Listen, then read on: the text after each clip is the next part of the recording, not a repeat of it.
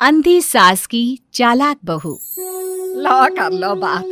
शिव मंदिर का शंख भी बज गया। इसका मतलब सुबह के 7 बज गए हैं, लेकिन अभी तक नाश्ता नहीं आया।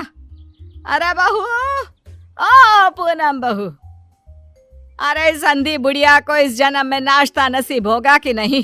कल रात को भी फुलके जला दिए थे, कुछ मजा नहीं आया था खाने में। ये है सीतापुर में रहने वाली मंजरी, एक अंधी सास। मन की साफ है, बस थोड़ी सी जुबान से तेज है।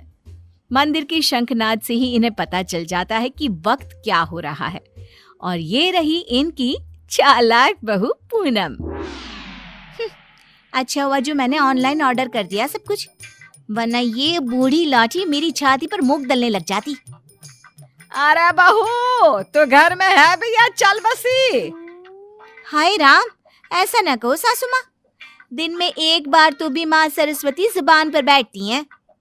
अरे नहीं नहीं, तुझे कुछ ना होगा। खुशबू तो बड़ी अच्छी आ रही है। ऐसा कौन से पंच पकवान बनाए हैं आज तूने? आज है स्पेशल जलेबियाँ, फाफड़ा, आलू की पराठे, कम चीनी वाली गर्मा गर्म चाय, दही पकोड़े, ये सब। वो मुझे डॉक्टर ने कहा है ना कि आप दिन में कम से कम 3 से 4 घंटे सोया करो, इसलिए आज मैंने सारा काम निपटा दिया है। अब मैं सो जाऊंगी। वाह, क्या स्वाद है। लेकिन बहू, ये तो ब्रिजवासी की जलेबियां है ना? तू तो कह रही है कि तूने बनाया है। दरअसल वो मैंने ब्रिजवासी काका से रेसिपी पूछ ली थी। अच्छा मम्मी जी, मैं आती हूँ अभी, जरा वो दूध गैस पर तेज आंच पर रखकर आई हूँ ना। पूनम फौरन ही वहां से उठकर रसोई में भाग जाती है। मंजरी को फिर भी पूनम पर थोड़ा शक आता है। पूनम ऐसे ही रोज अपने पति के पैसों को खर्च करके बाहर से खाना मंगवाती और अपनी सास से कहती कि उसने खुद बनाए हैं। और उसकी बेचारी अंधी सास बहू के इस झूठ से बेखबर सारी चीजें मान भी लेती। एक दोपहर में पूनम पूरा मेकअप करके तैयार होकर खड़ी होती है। चलो फटाफट पतली गली पकड़ के निकल लेती हूँ, इससे पहले कि बुढ़िया मुझसे टकराए। बेचारी मेरी अंधी सासू माँ, उसे लगेगा कि मैं सो रही हूँ, जबकि मैं तो अपनी जानू से मिलने जा रही हूँ। पूनम हर दोपहर को अपनी सास को बेवकूफ बनाकर बाहर अपनी बॉयफ्रेंड लखन से मिलने जाती थी, और आज भी कुछ यही प्लान था। ए जी ओ जी लो जी सुनो जी, मैं हूँ मन मौजी, करता हूँ मैं जो वो तुम भी करो जी। 1 2 का 4, 4 2 का 1, माय नेम इज लखन, सजनों का सजन मेरा नाम है लखन। लखन, तुम भी ना बिल्कुल एंटीक पीस हो। यार पूनम, हम कब तक ऐसे छुप छुप कर मिलते रहेंगे? एक तो मेरे पास कोई नौकरी भी नहीं है, वरना यह दिल वाला अपनी दुल्हनिया को खुद ही ले जाता। टेंशन मत लो, जब तक तुम्हारे पास पैसे नहीं आ जाते तब तक हम दोनों के लिए मेरा ससुराल है ना, मैं सब देख लूंगी। लेकिन तुम्हारे पति को शक वक हो गया तो? अरे मेरा पति तो मेरा दीवाना है, आंख बंद करके मुझ पर भरोसा करता है। उसके पास से घी निकालने के लिए उंगली टेढ़ी करने की नौबत तक नहीं आएगी। ओए होए, ओए होए होए, शुक्रिया मेरी जान, love you love you love you. I love you too. इसी तरह दिन बीतते रहते हैं। एक रात देवेश बहुत खुश अपने ऑफिस से घर लौटता है। माँ, पूनम, एक खुश खबर है। ऐसी खुश खबर कि जिसे सुनकर आप दोनों फूले नहीं समा पाओगे। अरे तो जल्दी बताना फिर। हाँ हाँ, इतना सस्पेंस मत बढ़ाओ। मुझे कंपनी में सीईओ का पोस्ट मिल गया है। अरे वाह, जुग जुग जियो मेरे लाल। अब तो एक बड़ा माखन का कनस्तर चढ़ाऊंगी भोग में अपने कान्हा जी को। वाओ, मतलब अब 2 गुना 3 गुना 4 गुना पैसा होगा और हमारी तिजोरी में साल की 12 महीने दिवाली होगी। वाह वाह वाह वाह, कांग्रेचुलेशंस देवेश। Thank you. लेकिन इस खुश खबर के साथ साथ एक और बात भी है। मुझे कल सुबह ही मुंबई के लिए रवाना होना होगा। बिजनेस मीटिंग है, लगभग 1 हफ्ते तक वहीं रहना होगा। क्या? ये तो कितनी अच्छी बात है। मेरा मतलब है कि आप मुंबई घूम भी लेंगे। कहते हैं ना, रात में मुंबई की सड़कें और नजारा काफी सुहाना होता है। वाकई में, ले जा इसे भी अपने साथ। अब मैं तो ठहरी अंधी। डॉक्टर ने कहा है रोशनी कभी भी आ सकती है, लेकिन मुझे तो ना लगता कि इस जन्म में आएगी मेरी आंखों की रोशनी। कैसी बातें करती हूँ सासू माँ आप भी। मैं भला अपनी सास को छोड़कर कहीं जाऊंगी क्या? अगर मैं चली गई तो आपकी सेवा क्या पड़ोस की मीना करने आएगी? देवेश, तुम आराम से घूम कर आओ और मेरे लिए एक अलग से सूटकेस भर के तोहफे लाना। इसे तो बस तोहफे ही दो, चाहे वो तीज हो, त्योहार या कोई और आम मामूली सा दिन। बस तोहफे तोहफे तोहफे। बिल्कुल पागल है ये। अरे, मैं तोहफे मांगू तो आपको क्या दिक्कत है? आप भी मंगवा लो ना। देख देख देवेश बेटा, कैसे कैंची की तरह तेज चल रही है इसकी जुबान। अरे आप दोनों शांत बैठ जाओ, मैं आप दोनों के लिए ढेर सारे तोहफे लाऊंगा बस। देवेश अगली सुबह मुंबई के लिए निकल जाता है। इसी बात से खुश होकर पूनम सोचती है, रास्ते का कांटा तो साफ हो गया है।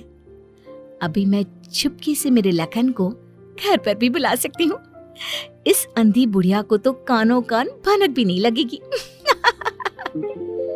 पूनम अब रात को चुपके से पीछे के दरवाजे के जरिए लखन को घर पर बुला लेती है। अब जहाँ सास घोड़े बेचकर खर्राटे मारते हुए सो रही होती है, तो वो बहू की बात करने की आवाज सुनकर तुरंत उठकर बैठ जाती है। ये आवाज किसी आदमी की लगती है, शायद बहू के कमरे से आ रही है। लेकिन नहीं नहीं, मैं भी कुछ ज्यादा ही दिमाग लगा देती हूँ। देख रही होगी कोई भूत या फिल्म। अब तो पति नहीं है घर में, इसलिए रात भर ऐसे ही करेगी ना। लेकिन अगर कल जल्दी नहीं उठी तो फिर मैं इसके कानों के पास जाकर बर्तन बजाऊंगी जोरों जोरों से। ये सिलसिला रोज चलता है और मंजरी को रोज लगता है कि पूनम टीवी पर कोई फिल्म देख रही है। एक दिन जब पूनम बाहर होती है, तभी मंजरी सोकर उठती है और आंखें खोलते ही उसे सब कुछ दिखाई देने लगता है। वो अपने आसपास सब कुछ देखकर काफी खुश और आश्चर्यचकित हो जाती है। ये तो गजब हो गया, मेरे आंखों की रोशनी फिर से लौट आई। डॉक्टर ने सही कहा था, रोशनी कभी भी लौट सकती है। बहू, अरे ओ पूनम का चांद, कहाँ मर गई? देख तो अब मुझे सब कुछ दिखाई दे रहा है। अब तो मैं छड़ी का इस्तेमाल भी नहीं करूंगी और अब मैं रोज अपने भगवान जी को भी देख सकती हूँ। पूनम! मंजरी अपनी बहू को आवाज लगाते हुए पूरा घर तलाशती है, लेकिन पूनम उसे कहीं नहीं दिखती। तभी उसकी नजर तिजोरी पर पड़ती है जिसका ताला नहीं लगा था। इस पर वो जैसे ही तिजोरी खोलती है तो हैरानी से उसकी आंखें फटी की फटी रह जाती है। ये कैसे हो सकता है? जहां तक मुझे पता है, देवेश ने कहा था कि वो घर खर्च के लिए 25,000 दे के जा रहा है, लेकिन यहाँ तो उसका आधा भी नहीं है। जरूर ये पूनम ने पैसे अपने शॉपिंग पर खर्च कर दिए होंगे। पैसे को पानी तरह बर्बाद करती फिरती है। आने दो उसे, फिर देखती हूँ उसे। तब तक मैं अपने भगवान के दर्शन कराती हूँ। मंजरी मंदिर जाती है, अच्छे से दर्शन करती है और खुशी खुशी वापस घर की तरफ चल देती है। जहाँ रास्ते में उसकी नजर मंदिर के पास बहती नदी के किनारे बैठी अपनी बहू पर पड़ती है, जो लखन के साथ वहां बैठी थी। ये यहाँ क्या कर रही है और इसके साथ कौन बैठा है? पता तो करना ही पड़ेगा। अब मंजरी चुपचाप आगे बढ़ती है और वहीं पास में एक बड़े पेड़ के पीछे छुपकर उनकी बातें सुनने लगती है। सुनो लखन, कल मेरा पति आने वाला है। आज रात को तुम आना और हम दोनों पूरी तिजोरी पर हाथ साफ कर देंगे। और भी बहुत सारा बेशकीमती सामान पड़ा है घर पर, उसे भी हम अपने साथ लेकर यहाँ से भाग जाएंगे। आइडिया अच्छा है मेरी जान, अब हमें कोई नहीं रोक सकता। हम ना यहाँ से सीधा सिंगापुर जाएंगे डार्लिंग। बाप रे बाप, इसका मतलब इस महारानी का इस मुफ्तखोर के साथ चक्कर चल रहा है। अच्छा, तो मेरे बेटे को लूट कर अपनी दुनिया बसाने का प्लान चल रहा है। अब रुक, तुझे दिखाती हूँ दाल और आटे का भाव। अब घर पे अच्छे से डोली सजाती हूँ तेरी विदाई के लिए।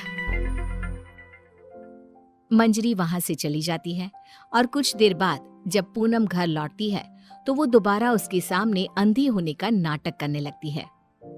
अरे सासू माँ, व्हाट्सएप?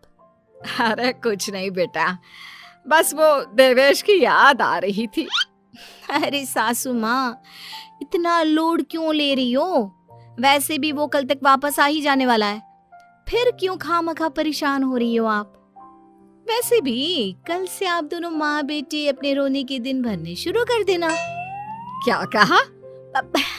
मेरा मतलब कल जब आएंगे 1 हफ्ते के बाद, तब आप कर लेना ना भरत मिलाप, गली मिलके जी भर के रो लेना। अच्छा, ऐसा कह रही है क्या तू? ठीक है, चल बहू, मेरे ना घुटनों में काफी दर्द हो रहा है, थोड़ा बाम लगाकर मालिश तो कर देना बेटा। और हाँ, 2 दिन बाद 7 पंडितों को भोजन खिलाना है, उसके लिए मसाले भी तो तैयार करने हैं। सिलबट्टे पर ही पीसना है उनको, घर के पीसे शुद्ध मसाले चाहिए। लेकिन सासू माँ, मैंने जो कह दिया सो कह दिया, अब कोई आनाकानी ना करना, ठीक है? वरना देवेश को फोन करके बता दूंगी। हाँ, मंजरी अपनी बहू पूनम से जानबूझकर सारा काम करवाती है और ना चाहते हुए भी पूनम को वो सारा काम करना ही पड़ता है। आखिरी बार थोड़ी एक्स्ट्रा सेवा करा लेती हूँ इस नासपिटी करमचली से। मुझे इतने सालों तक उल्लू बनाया ना, अब इससे एक दिन में कैसे सूखी मिर्ची बनाती हूँ, देखना। सारा दिन काम करके पूनम अपने कमरे में जाती है और रात को लखन पीछे के दरवाजे से घर में घुस आता है। किधर है सारा माल? जल्दी करो, अपने पास बिल्कुल भी टाइम नहीं है। पूनम और लखन मिलकर सामान चुरा ही रहे होते हैं कि तभी वहां पर देवेश और मंजरी आ जाते हैं और उन्हें वहां देखकर पूनम और लखन के पैरों तले जमीन खिसक जाती है। देवेश, देवेश, तुम? सासू माँ, आप देख सकती हो? कैसे? तुझे क्या लगा तू हमें इस तरह चूना लगाकर आसानी से बचकर निकल जाएगी? पूनम, जो कुछ भी तुमने हमारे साथ किया है ना, मैंने कभी सपने में भी नहीं सोचा था कि तुम ऐसा करोगी। बहुत बहुत गलत किया तुमने। और तू लंगूर लखन, तेरी तो ऐसी की तैसी। बचाओ, माफ कर दो भैया, माफ कर दो। लखन हाथ जोड़कर खड़ा हो जाता है, लेकिन देवेश उसे नहीं छोड़ता। वो तुरंत पुलिस को बुलाता है और पूनम और लखन को फ्रॉड और चोरी के केस में अरेस्ट करा देता है।